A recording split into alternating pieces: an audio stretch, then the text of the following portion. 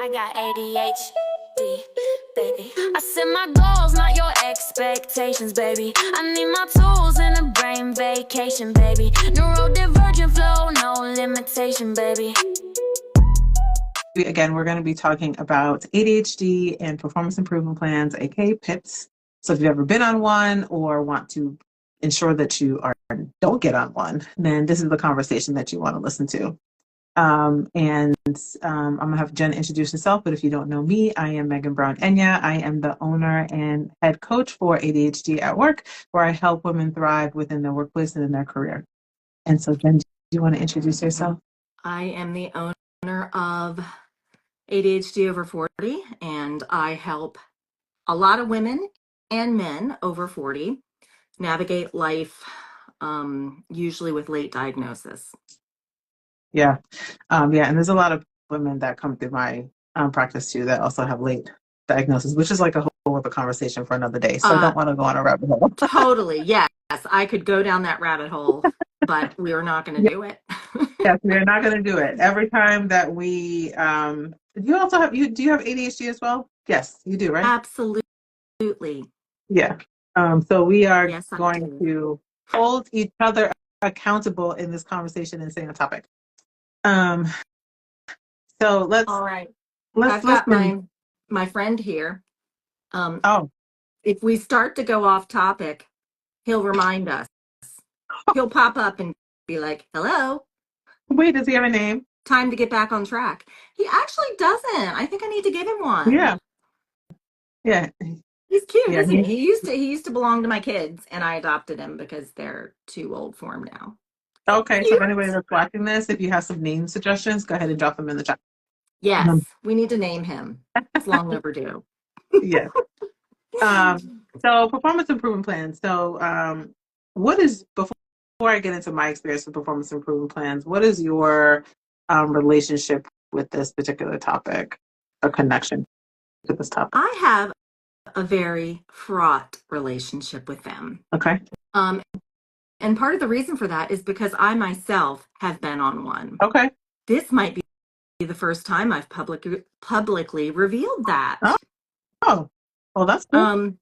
Yeah, so I worked in the life sciences for a very long time. I was very established in my career. I was well known within the company I worked with. And then all of a sudden, I started to have what I later found out to be symptoms of menopause that were, or perimenopause, that were exacerbating my ADHD symptoms. And I was undiagnosed at the time. I didn't know what was happening. I suspected that maybe I was having early onset dementia. Yeah. It was really scary. My, as I know now, all of my executive functions were not functioning. Yeah. I was having serious issues with my working memory. I was having trouble prioritizing things, just all of the strategies that I had been putting in place up until then. And a lot of them were maladaptive. They weren't sustainable for the long term. Yeah. But those strategies stopped working for me. Yeah. And they were just things that I had come up with over time to perform well at work, because I didn't know I had ADHD. And so I just figured maybe this is just what I have to do. I have to overwork, and I have to compensate for these deficiencies. Yeah. And then your company, in response, put you on a performance improvement plan? Yes, they did. And this was very, there were a lot of emotions. I'm not speaking well today. There were a lot of emotions involved in this, because I had really close relationships with a lot of my coworkers. There was so much shame around it. I didn't know how to tell anyone, so I kept it to myself. I basically suffered in silence during this time. That's so hard to hear, but I have seen it happen on the other end. Right. So my experience with performance improvement plans, I have personally have not been on one, but as a manager, I have written them, monitored Hmm. them, and supported other managers put their employees on a performance improvement plan. Right. And so just to backtrack just a little bit, so what are performance improvement plans, right? Like essentially they are the document that organizations or companies use to help get you back on track. And now the perspective in which like how they're used once they're written can vary. The idea of it behind the concept is to maintain an employee within their organization, right? And so that's you want to get them back on good standing. You want to be able to have some honest conversations about their performance and then put in some very clear, specific measures that help them perform the way that the company is expecting them to perform. Yeah. Like that's generally speaking what a performance improvement plan. Now, it's also sometimes used as the document before they let you go, right? And so um, there's a lot of perspectives on like how to actually use this document, especially from the employee or the employer perspective. Like, are you using this document because I'm just one step out of the door and you're just waiting for me to fail and watching my every move? Or are you really trying to help me? Are you really Yeah. trying to provide the supports that I need in order to be successful? And so there's a mixed bag there. Kind of depends on what organization you're working for, Yeah. what your relationship is with the people that are there, what your relationship is with the manager, also what training your manager has had. Like, do they know how to give effective feedback? Do the metrics make sense? Does the performance improvement or the content in the performance improvement plan actually reflect the work that you were hired for? And There's so so many variables. Yeah. there definitely are a lot of variables. But if you operate with good faith and with good intentions from the employee and the employer side, it really, I mean, from my perspective, like it really can be helpful if you are working with a company that actually wants you to be successful and to be able to provide you those clear metrics. Now, should they be providing you the clear metrics from the beginning? Yes.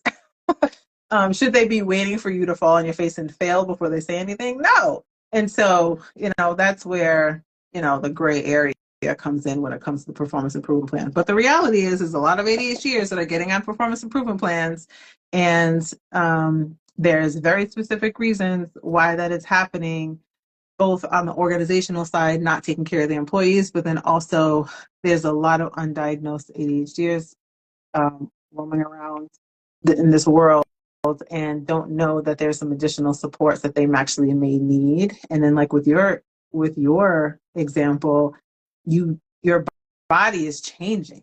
And so how your symptoms are showing up is now changing. And so, the strategies that you're using before weren't working anymore. And so now it's starting to impact your performance. And that's why I would say get a coach before you get out a performance improvement plan. And so that's why, we both do this work and working with people to make sure that this doesn't happen. We want to see you be successful. Yes. And I think there's a lot of, just misconceptions out there about what a performance plan is. To your point, a lot of people see performance plans as, a last step before you're out the door, right? Right. And so I think um, I heard you um, the other day talking on Kristen Carter's I Have ADHD podcast Mm-hmm. about um, disclosure. Like, Yes. should I or should I not disclose my ADHD at work? Mm-hmm. And you brought up a really important point to this whole discussion, and Okay. that is asking yourself the question, do I feel safe to disclose? Yeah. That sense of psychological safety, and knowing that disclosing this is probably not going to come back and bite me, right? Right. Um, so I think it's important to also be able to have support and cultivate a sense of safety around how you respond to a PIP as well. and how you implement the PIP. Exactly. So I think when people are presented with one of these documents, there is a visceral nervous system reaction that happens like, oh my gosh, my life, because that's what our brains are telling us. Our lives are in danger. Right. And we go into that fight, flight, or freeze pattern. Mhm. And if our nervous systems are in that place, we can't access all the executive functioning that we need to be able to do the things we need to do to be successful on the PIP, right? Exactly. I'm so glad that you said that. Um, so that makes it really hard when you feel like every move you make is going to be second guessed, or a microscope is going to be on everything that you do. Mhm. Then it's really hard to be successful at one of these, right?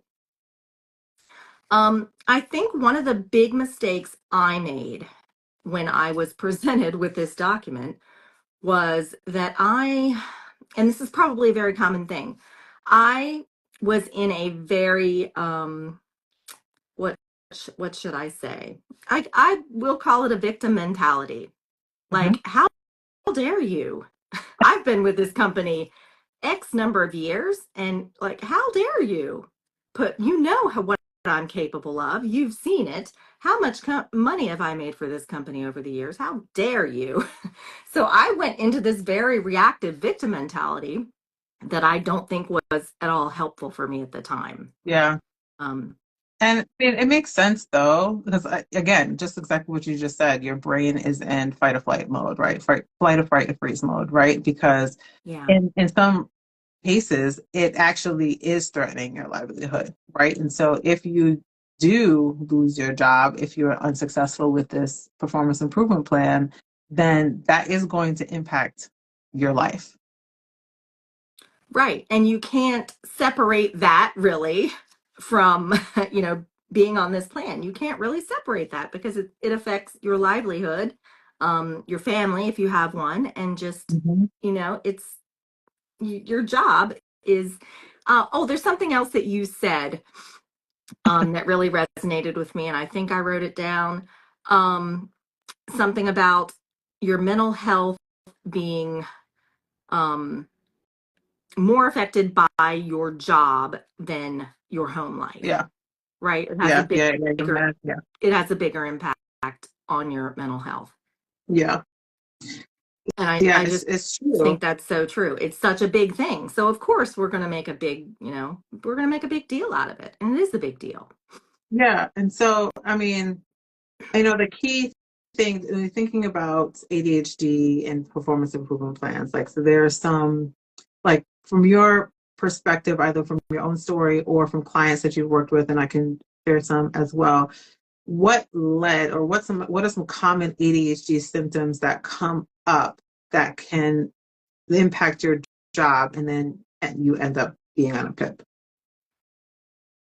So I think one of the big ones is time management. In Hmm. many careers, we are very much bound by the clock, by the calendar, and by sometimes important, but other times arbitrary deadlines. Uh-huh. Um, and a lot of us, depending on what career you're in, you can be bombarded by a variety of people who are imposing their own deadlines on you, right? Yeah.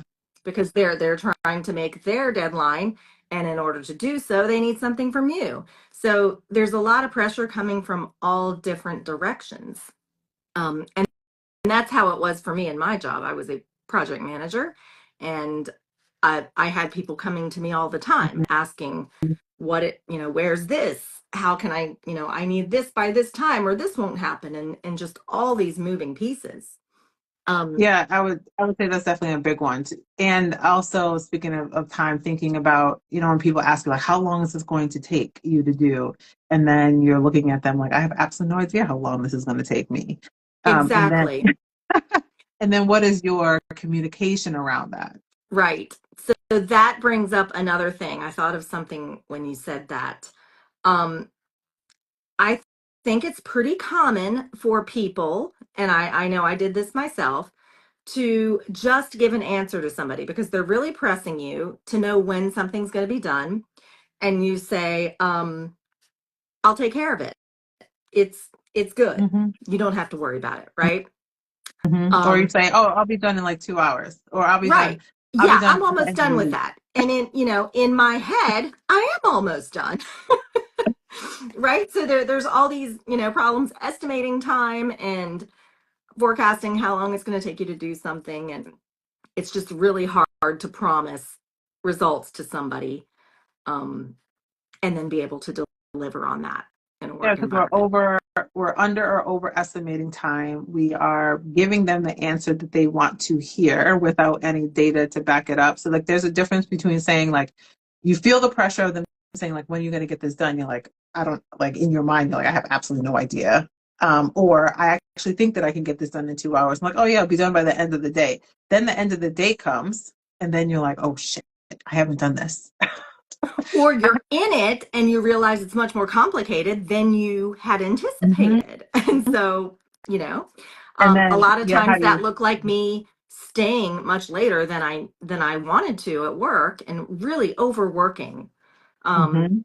to be able to meet deadlines. But now you're stressed, now you're burnt Yeah. out. And then also, like, how are you communicating that with your colleagues that should be maybe working with on projects? Like, did you actually tell them that you needed some more time, or did you just were too embarrassed to say anything, or you were feeling shame that you had mentioned earlier Yeah.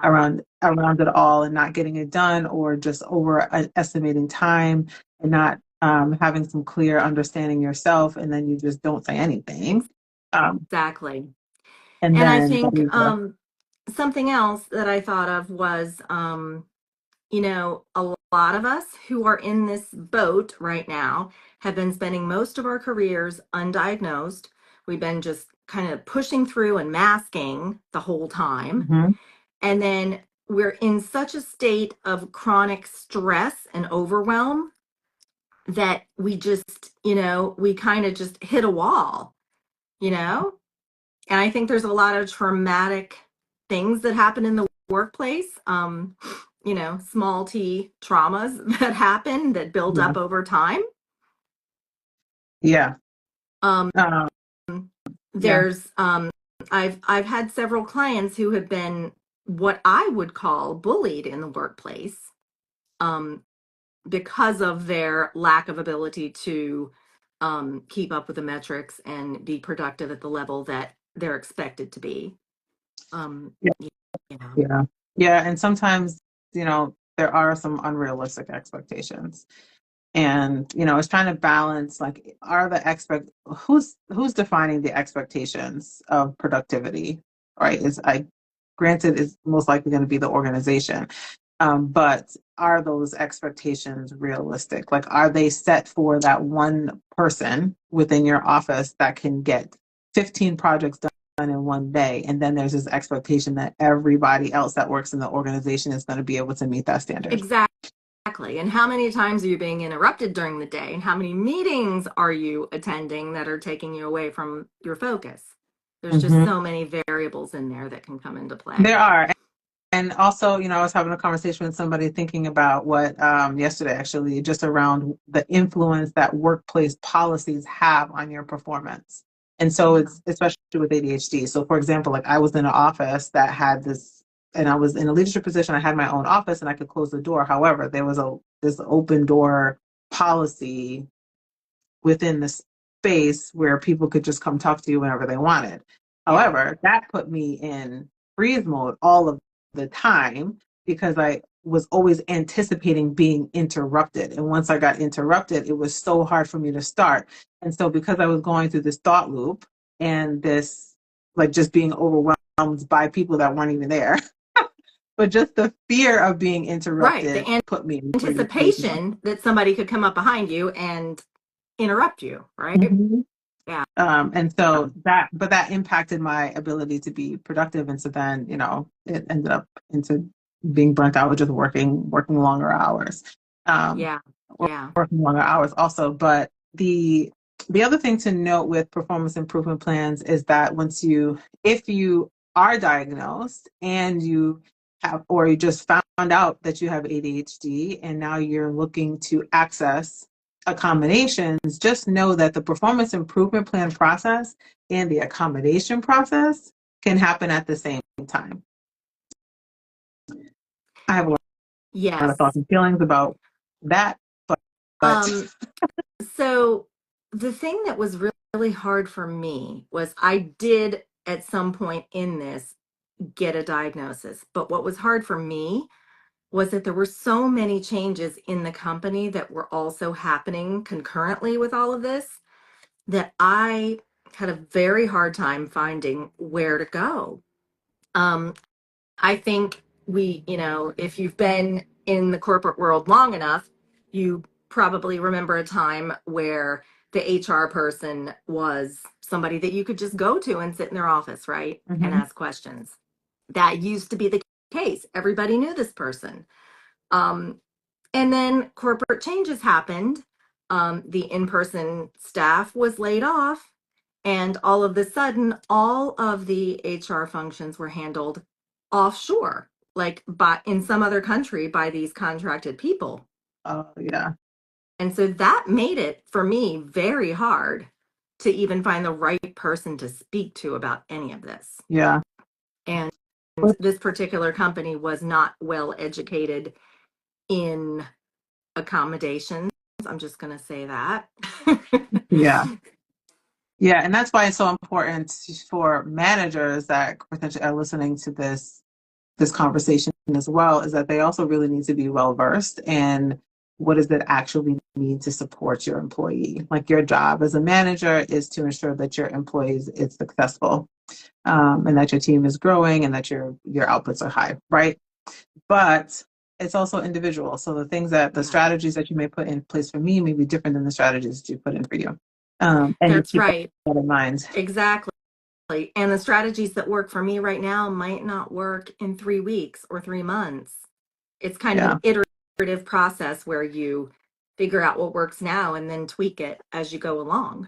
Right. Which is the accommodations process is supposed to do that. But then, Yeah. but you can still, if you're accessing accommodations or seeking accommodations and you're on a performance improvement plan and you're not performing, like, they are really two different processes, even though they are clearly connected. Yes. Mm-hmm. But like, your performance is being impacted by you not having the right supports in place to manage and support your ADHD a lot of the times. Exactly. And I think that's kind of one of the bottom line messages that people should hear is Mhm. that getting support is critical, because navigating this yourself is very difficult. And especially if you're having issues regulating your emotions around this whole thing, then it's nearly impossible to Mhm. do it successfully on your own. Yeah. And you talked about in corporate and like your HR department being overseas, but then you have nonprofits, you have smaller organizations where there's one person that's now supposed to be managing all Right. Or things. none. Or Or some small organizations have no HR. Yeah. right. Or they hired somebody for another position and now they're telling them that they're now doing HR work when they have Mm-hmm. no experience with Yeah. working in HR. So Yeah. there's definitely a mixed bag. And so it's so important for everybody to increase their knowledge base around performance and expectations and accommodations and effective management strategies. But on the ADHD side, just making sure that you are protecting yourself by having those conversations with your manager about your performance more regularly. And so not waiting until something goes left or something goes wrong, um, before you access additional support. Exactly. And I think in a perfect world, I would have had the diagnosis and the accommodations, so that I could put plans into place to prevent any kind of performance issues. Right. I mean, that's the ideal scenario. But I know a lot of people don't have that. They're already in a situation where they're on a performance plan, and then they're Mhm. trying to figure out how to mitigate the damage. Right. So, the goal is to not get on it in the first place. Exactly. And so doing that preventative work. But if you are on it, then the next step is like, okay, how do we make sure that we get off of it and we keep you employed? Right. And I think sometimes the answer is this is a complete mismatch between myself and my executive functioning and my own strengths and this job. Like, it's just the wrong job for me. Yeah, and that happens. I feel like that comes up a lot in coaching, actually. It's like deciding whether or not this particular, not even just the role in of itself is the right fit, but the organization. Like, is the organization actually a good fit for me? And are they supporting me as an individual and acknowledging and providing the resources and tools that I need in order to be effective at my job with ADHD? Yeah. Yes, because if not, you're just bound to repeat the exact same cycle. And I, in fact, have coached people who, unfortunately, that's been their um, experience. They would come to Mhm. me saying, "Oh, I was on a performance plan in this other role, and then the company allowed me to move to some other functional area and do a different role." And they ended up having the same issues because there were no real supports in place. Yeah. And so thinking about some different strategies or things to be aware of as it relates to ensuring that you don't get on it. Something that came up into mind for me is the overwhelm and the multitasking and just taking on too much work, like saying yes too much. Yes, and that has been a big part of it for me, and it's an ongoing um, exercise in learning to set boundaries, letting go of those people pleasing tendencies to want to say yes Hmm. to everything. And if I think back about it now, I was really looking for validation at my job for a really long time. Anytime an email would go out saying, "Hey, we need somebody to work on this side project," I'd be like, "Oh, me, I can do it." But looking back on that now, it's ridiculous. I should never have committed to all of those things. I was setting Yeah, having a myself up for failure. Mhm. Yeah, because if you and recognizing what your actual capacity is. What is your job? What are the things that you actually need to do? Are we planning appropriately? Are we prioritizing appropriately? And then when new opportunities come, are we saying yes for a purpose that makes sense to us, or are we just saying yes to say yes?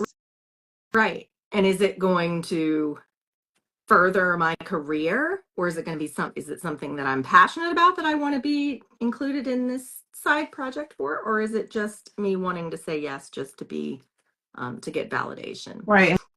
And being okay with saying yes, but not now. Like, I do want to do this.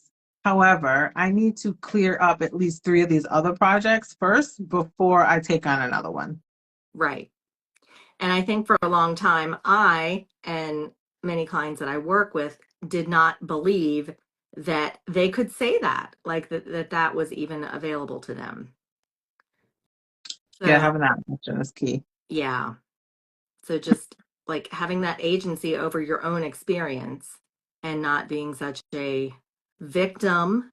And I'm saying that because I really feel like I was much of the time in victim mode of your circumstances. Yeah, being intentional around what you're trying to get out of it.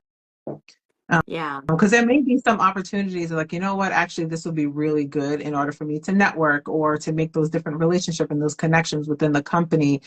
Because at the end of the day, networking is like everything these days. And um, and so it may be worth it, but then recognizing like if I am choosing to take this additional thing on, then that means X, Y, and Z. It means that I may need to take an extra hour or two in the evening in order to get this done. I recognize that some of these other projects are stressful and they are going to impact me, but I still want to take this other thing on. Like, you can make that choice. You're an adult. Like, Right. you can do whatever you want. There's always going to be a trade-off. Right.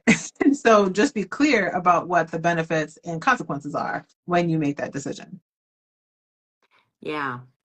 Um, I think now, if I were going into a new job or I had a client who was going into a new job, probably one of the first things I would suggest is that they come up with a plan to empower themselves.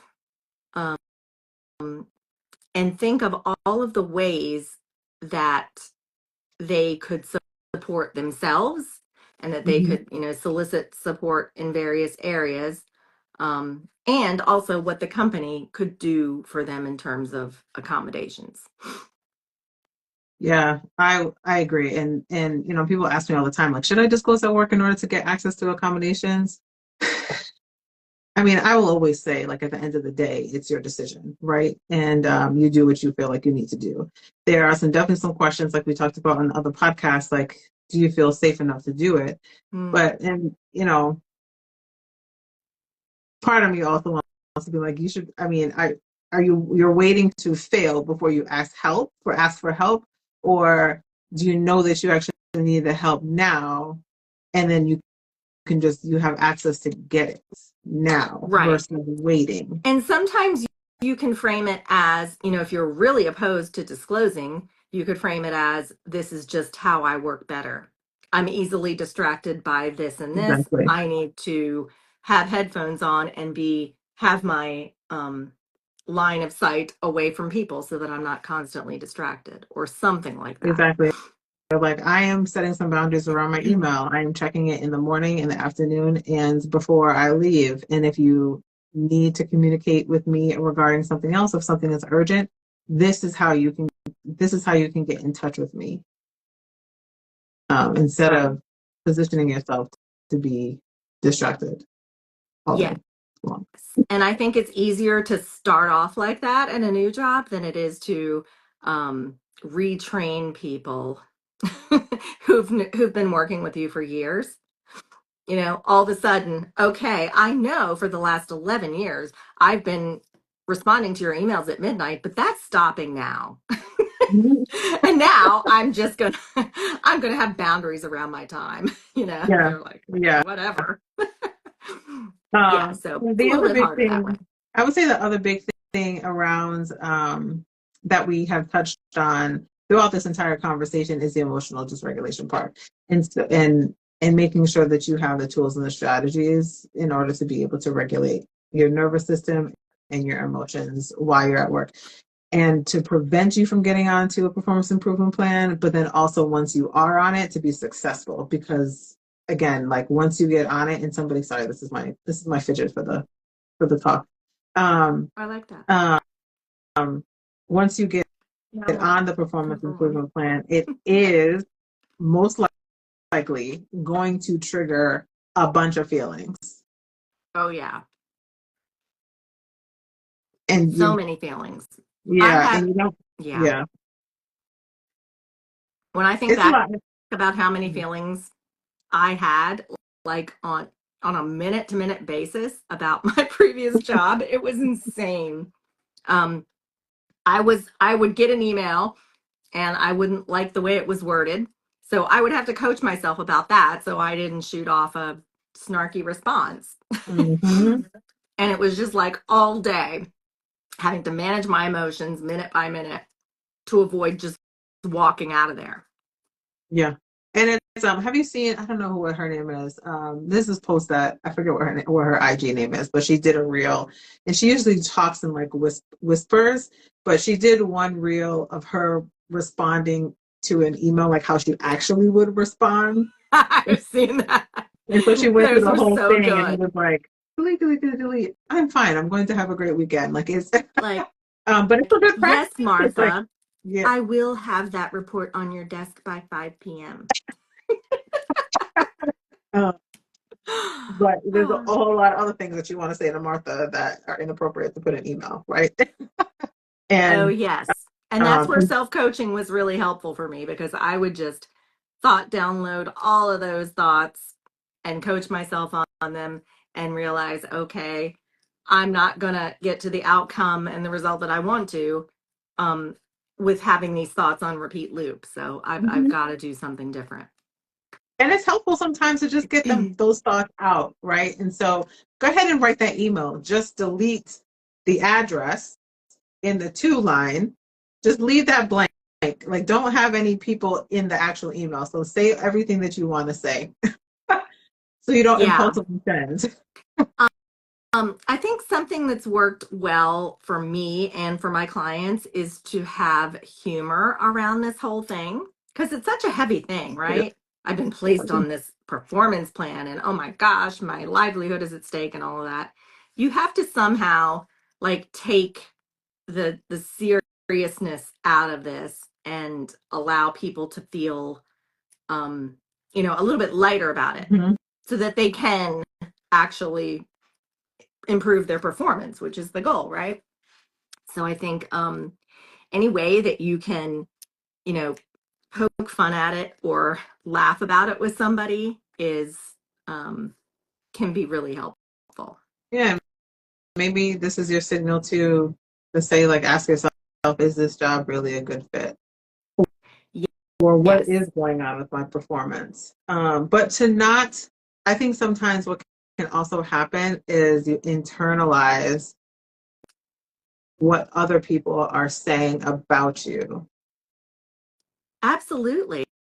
And I think you decide on some level that you are not good enough for this job, Mhm. rather than Mhm. even thinking to um, ask the opposite question: is this job good enough for me? Is this what I should be doing? Yeah. And then for managers that are on the call that are putting people on performance improvement plan, like, it's important for you to know your impact that you're having on your employee, Yes, especially your employee with ADHD who is sensitive to what's going on, will internalize all of the things that you're saying to them, and it will send them into an emotional spiral. And so the ADHD is going to be working on that part, but you as a manager can also be sensitive to that and making sure that you're clear, that you're creating a safe space, that you were consistent with your feedback all along, and that this isn't coming out of the blue. And that exactly. and And that you not provide sending support. cryptic messages like come to my office as soon as you can, or we need to talk, or something like that, Right. because we're going to build that up in our brain to be something really bad. Exactly. And so I think understanding that emotional reactivity and the rejection sensitivity piece is important for managers too. Yeah. Yeah, that is really important. And I mean, at the end of the day, the company does want you to be able to get work done. So if there are things that are getting in the way from you to be successful in your role, then those are things that need to be addressed. And now they shouldn't be out of the blue. Like, you should have known this already. And your manager should also be working with you to become better at those tasks. And there's some other strategies that you can put in place, and you can access some additional supports. But as a manager, like, you should also be very clear, like, how this document is going to be used, so that we're not positioning people to come up with their own stories in their head. Exactly. Yeah, so I think clear feedback is super important. Mm-hmm. Yeah, and it's There's an hopeful. assessment that I had recently called UMAP. Oh, Um, I'm gonna look this was really helpful for me because it showed me what my strengths are in the workplace, what my so basically the skills that are strengths for me, the skills, things that I may be good at, but if I do too much of them, they'll drain my energy and burn me out. So those are called the burnout skills. And so it gives you kind of an inventory of those things. Like, here are the things that really light you up. Here Mm-hmm. are the things that you really need to be careful with. You like doing them, you're good at them, but don't do too much of them. Mm-hmm. So maybe 80% things that light you up, 20% of these burnout tasks, and then the things that under no circumstances should you be trying to do because you're not good at them, and you're they drain all of your energy. Yeah, and I would argue too that those tasks that you do that are in that burnout category, thinking about what things you can put in place so they don't burn you out as much as they need to, right? There are so many things that you can put in place now. Like, so if you need like AI, just a lot to help you with those tasks that may be creating feelings of burnout. And with my clients, I use some similar language, but we talk about your executive function weaknesses and strengths, right? And so those weaker Mm-hmm. executive functions, if you're constantly doing tasks that challenge your weaker executive functions, you're just going to be exerting more energy. And so what strategies can you put in place to help navigate that so it doesn't feel as hard? Right. And how can I manage my energy even throughout the day? Mm-hmm. Um, and my capacity to Mm-hmm. make sure that I don't run out of energy by noon. Right, and that's eating. That's what are you eating? Are you drinking water? Did you just go to lunch with all of your colleagues and then you just ate a big bowl of pasta and or bread and all these other things that are just going to drain your drain your energy? Did you take a walk throughout the day? Like, so what are the things that you're Yeah. doing that is also contributing to draining your energy outside of the work? Or it's like those office days versus at home days. If you're in the office and maybe like just sensory overload or like there's just too many people, right? And so there's too many people talking to you every 2 seconds, which you may enjoy, but then at the end, then you're on drains though. And so like how does the office environment in general impact you and your ability to get work done too? Because the idea about this is that we want to get you off this PIP if you're on one, and we want to prevent you from getting on one. Exactly. And I think if you're embracing AI, you could use that to come up with a plan. Mhm, A lot of the people that I coach have a problem meeting their goals, like the goals that roll up into the corporate goals um, that they're supposed to be focused on throughout the year. And so at the end of the year, they're always rushing to get everything done so that they can meet these goals. When really it would mhm, have been much better to like look at them quarterly, do a bet here each quarter, and gradually get to the goal by the end of the year. mhm, But there's no urgency there. So I think that's where AI can really be helpful, like helping to remind you when you're mhm, in the day to day, like in the weeds of all these meetings and all these things, and you've got all these fires to put out. Um, Having it remind you weekly or something, mhm. or put a time on your calendar weekly to check in with your yearly goals and just do a little bit. Yeah. And, Little bit I'm doesn't doing have to be a a lot. goals workshop. If you're listening to this, I'm going to be sending out information. If you're on my email list, then you'll get this notification. Also put a little alarm on Instagram because we'll be posting it then too. So I'm going to be doing a goals workshop for women with ADHD that are looking to achieve their goals this year.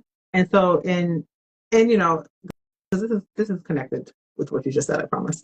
And using we're going to be teaching like a specific framework that is going to help you stay on track with your goals for the rest of the year. And so that is coming up soon. And so just kind of keep your eye out on that because Oh, it's true, nice. right? It's being able to keep track of those things. And from the accommodation standpoint, like if you're looking for an idea of what to do for accommodations, and I think I talked about this in Kristen's podcast too, is just making sure that you're having regular meetings with your manager. So creating that sense of urgency. Like on Friday, I'm going to be meeting with X, Y, and Z, and we're going to be talking about the work that we're going to be doing that week so that there isn't just your eyes on it. Like if planning and prioritization is difficult, then being able to access support from your manager to get support with that and then doing those weekly check-ins so you can see where you're at. And also allowing your manager to say, you know what, there's actually been a shift of priorities. So you don't need to spend your energy here anymore, spend your energy somewhere else. Um, Yeah, I think or that to ask them. ongoing conversation with your manager is critical. Yep, ongoing communication will help prevent you getting on a PIP. Mm-hmm. Uh, Absolutely. so it's not coming like out of the blue that you're having a challenge with your work. Yes. And I think if you are on one, I think the most important takeaway I would say is to just take care of yourself, give yourself Mhm. grace. Being on a PIP does not mean you're a failure. It does not mean you will never be successful at work again. It just means you hit a bump in the road and you're figuring it out. You're figuring out how to make changes so that it's not um, so that you don't have to be on the PIP anymore. Right. Exactly. I love that reframe and acknowledging like you are not a failure. That's it. Yeah, full stop. Um, if anybody has questions, also feel free to ask them in the chat. I'm looking at the chat. So if you have questions about performance improvement plan, if you have a particular story, if something that you want to share that's related to performance improvement plans, you have your own thoughts and ideas about how one can prevent themselves from getting on one or how to get off of one. Speak now, forever hold your peace. Um, Also, that is open to those that are listening. Yeah, sometimes it can be so freeing to say, yeah, so what? I've been on a PIP before. Who cares? Mm-hmm. I guarantee you nothing's gonna happen. Nobody's gonna die. Oh, how did you speak? Since you said this was your first time admitting out loud that you were out of PIP, how did that make you feel after you said it? um, I felt kind of ridiculous that I've not wanted to say it for so long. It's been quite a few years. Now I'm like, why was this such a big thing in my mind that I was scared to even voice to anyone? Mm-hmm. Yeah. And now do you feel like you're going to be talking about it all the time? Yeah, I probably will. Yeah. Because Um, I think and I think, it taught me a lot. In a lot of ways, it was just at the time I didn't think it was teaching me a lot, but in hindsight, there have been a lot of learnings. and I think that's a really good question to ask ourselves too. If we are put on a PIP, it's like, what can we learn from this process? What can we learn about Right. ourselves? What can we learn about our organization that we're working for? What can we learn about the manager that we're working for? And if this organization, a company, or position is not a good fit, what questions can we then ask the new employer during the interview process? Or what are we looking for? What are the red flags that we're now looking for in the position descriptions or on the company website or like other information that you find out about other people that are working there? And so it's taking the information that you gained from that experience and applying it to your future work life. Exactly. And if I were looking for a job now, I would probably steer clear of any job postings that talked about super fast paced work environment, um, the ability to multitask and do 20 things at once. Or, there are a lot of job descriptions that say exactly Mhm. that. And so I would immediately take those off of my list. At Yeah. one point, that was the goal. Like my brain that just wanted dopamine thought, wow, that sounds exciting, right? So I would gravitate towards roles like that. Mhm. And I Yeah. would be like, yes, I will show you how I can juggle all the things at once.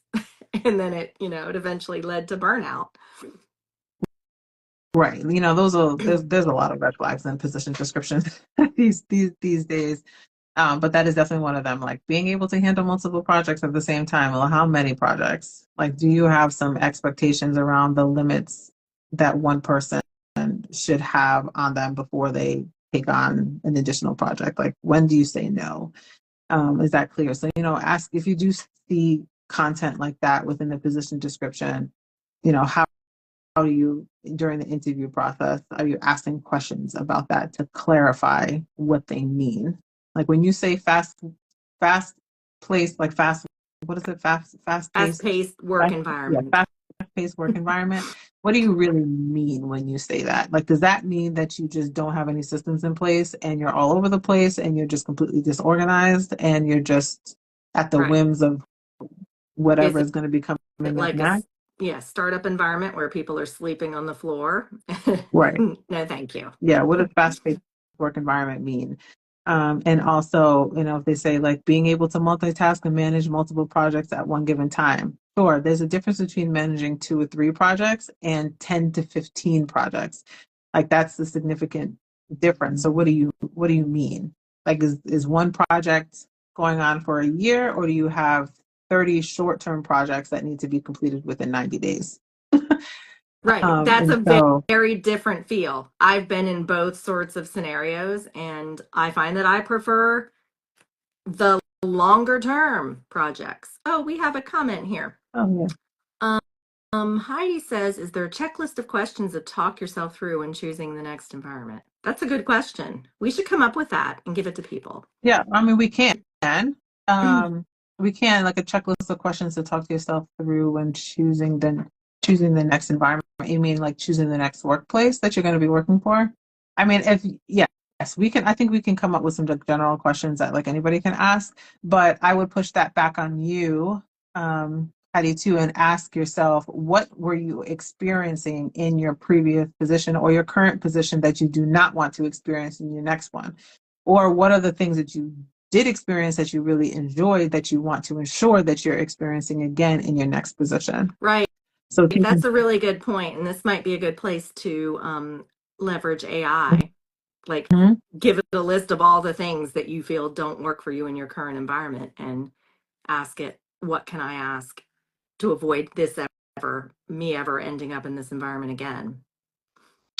Wouldn't that be based on knowing how your brain works? I think some of it does. I think generally speaking, being able to do some self-reflection work can happen if you do or you do not know that you have ADHD.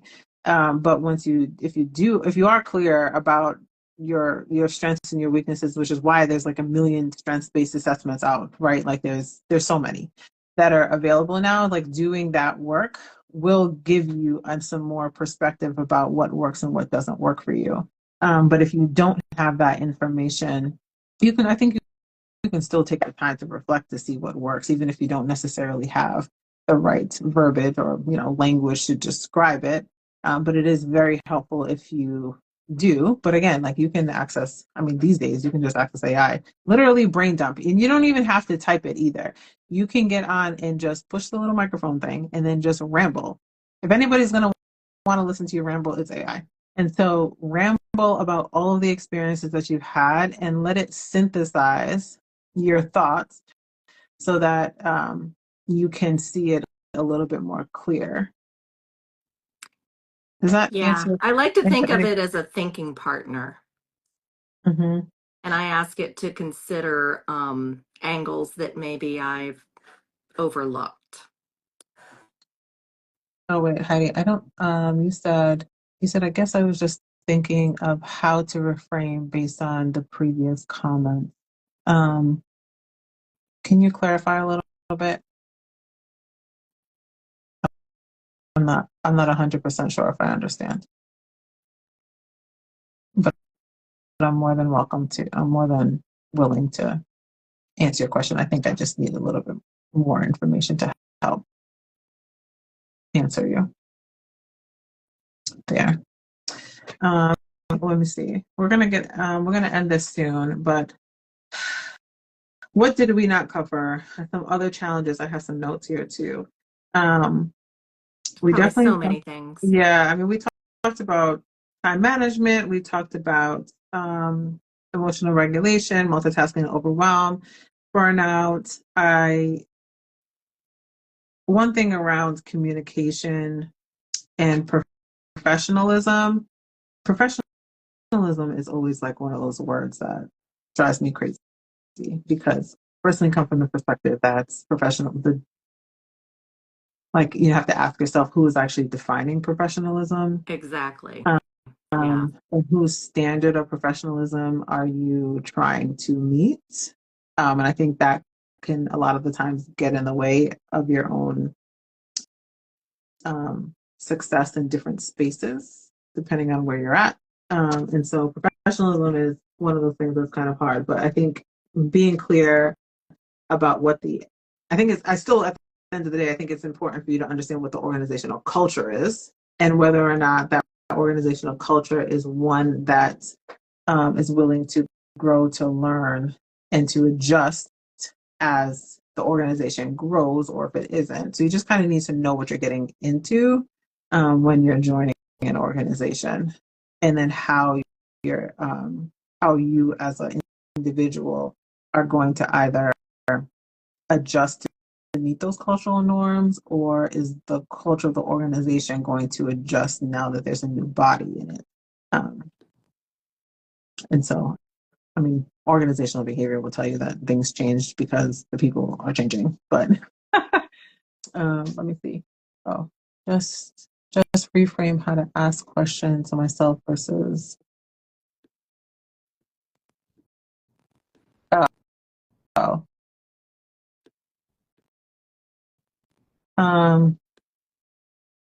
Yes. So you mean, say let's say if you got on a PIP and your first thought is that you're thinking that you're not good enough, and then you're looking for ways and ideas and how to reframe that. Did I get that right? That's what it sounds like to me. I think so. Okay. Yeah. So you're not going to always be able to control what thought that you're not going to always be able to control your initial thought, right? But you can control that second one. And so are you stopping? Are you bringing some awareness to what it is that you are thinking? Are you clear about like what your thoughts are and how they're driving certain emotions and behavior in your outcomes? And are you taking the time to help think about how you want to think and do different? Does Yeah, that I make think sense? just having that awareness of um, repetitive thoughts that are going through your head all the Mm-hmm. time, and just noticing that can be really powerful. Mm-hmm. And then Yeah, notice. noticing, oh, what do I tend to think? Um, thoughts like I'm not good enough. And when I think that, um, how do I feel? Like, what emotions is that bringing up? Mm-hmm. And what kinds of actions am I taking or not taking when I feel like that? Mm-hmm. And how true is that thought too? Right. Is that even my own thought, or am I taking that from somewhere else? Is that something I got from my parents Mm-hmm. or boss or somebody else? Yeah. Um, and then also just recognizing that we tend to have some black and white thinking, right? Like I'm not good enough. Good enough. What does that even mean? What is even good? Um, What is good enough? Yeah. yeah. What is good enough? And then does that mean like my whole life, or is it just like I didn't get this task done? I didn't. Right. And that's kind of a neutral thing. Like, you didn't get it done, but it doesn't have to mean anything about you. Mm-hmm. Yeah, and learning to have some like create some neutrality in your own experiences, and practicing non-judgment. So I was talking about that actually in my coaching group, is around practicing non-judgment um, with my own self. And it's when I think about practicing non-judgment, I think about like this is such a silly example. Like you do practice non-judgment all of the time, right? Like you look at the refrigerator and you're like, oh, that's a refrigerator, and that's it. Like it's not like that's a refrigerator. Oh my God, this refrigerator is so like you could have so many additional thoughts. Like, oh Well, man, I I wish I do did. judge my refrigerator, but that's a whole other That subject. wasn't a good example. I just happened to be looking at it and I was like, oh, actually, maybe I'll judge my refrigerator too. Um, um, but there are some things in your world where you just look at it just for what it is, versus having some additional thoughts about it being a good or bad thing. And so it's just practicing that same thought process with other experiences. And starting with awareness, um, and then saying like, okay, am I judging myself? Is that a fair judgment? Does that make sense? And going back and challenging some of your own thoughts that you may be having. And I think also just reminding yourself that this is what my brain does. It it evaluates, it judges. Mhm. That doesn't mean I have to take everything that my brain is offering me and every thought as truth. Right. I can try them on, and if I don't like them, I'll try some other thoughts on. Exactly. Be like, I don't like that thought. But this was a really good conversation, and I really appreciate you taking the time today to talk through performance improvement plans and what they entail. I hope that everyone that was listening or that will be listening gets a lot out of it. Do you have any offers or any other things going on in your world that you want to tell the audience about? I do. I have an offer for the UMAP assessment. Okay. I work with another coach who offers that, and she offers the UMAP assessment plus 3 sessions with her to kind of go over and talk about what that means for you and your specific situation. And she will focus on basically whatever you need. If you want to focus on your job or a relationship or something else, she'll focus the discussions wherever you need to. So I'm offering that. Okay. And yeah, we offer one-on-one coaching for people who need help, not just with their jobs, but just everything that life throws your way when you're after 40 with ADHD. It's a And lot. how can people find out where can they find this information? Is it just on your They Instagram can and find your LinkedIn? me on Instagram. I have links on Instagram. I am at ADHDover40.com. Okay, good. And then just can you email me that Sure. information as well? And then what I have going on is the goals workshop, as I mentioned earlier, is going to be going on this month because I'm in my mind February is already over, but March. So that'll be going on in March, and it's all around just being able to accomplish the goals. And the reality is like it's going to be almost the second quarter of the year. The time is moving quickly, and so before we get to Q2, we want to really be able to assess what has been working because we all started with this list of things that we wanted to accomplish in January for 2025. And are we actually there yet? So like, let's think about how we can adjust our goals and the implementation of the process to meet our goals differently with taking ADHD into consideration. So we're going to be talking about that soon. Then, of course, I do one-on-one coaching and group coaching for women with ADHD. And all my information is on my Instagram, and I'm literally all over the place these days. And if you haven't checked out some of the other podcasts that are connected to my account, please do that as well. I'm here to help and support. We both are. So thank you everyone for listening. Jen, thank you for joining this Hey, thank IG you. It was live today. fun. Yeah, I'm gonna post it. The replay, there's probably gonna be clips posted and I can send you some clips too, but the clips are gonna be posted on IG and then this full conversation is gonna be posted on YouTube and the link will be available on my YouTube page. And I may post it Awesome. on LinkedIn as well. Okay. Awesome. Thank you, Megan. You're welcome. Thank you. Have a good day. And thanks everybody for joining. I really appreciate your presence. Yes, thank you. Bye. Bye. I'm going to hang up since I figure out how to do that.